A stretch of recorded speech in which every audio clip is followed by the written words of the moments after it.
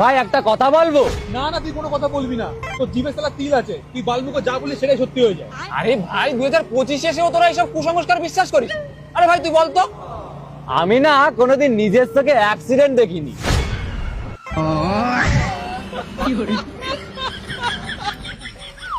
ভাই আর একটা কথা বলবো। চুপ খাঙ্কি ছেলে।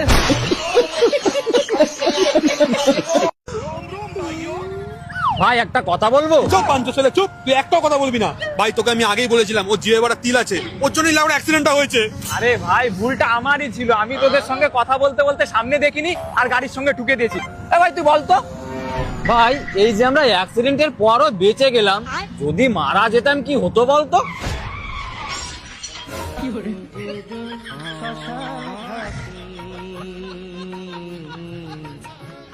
খতম, bye bye, tata, good bye, Gaya.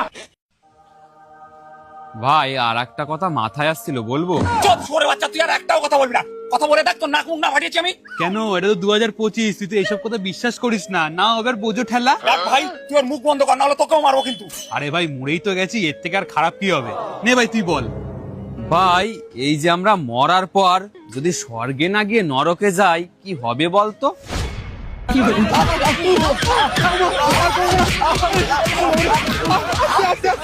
ভাই আর একটা কথা বলবো। চোখ কান কিচ্ছিলে।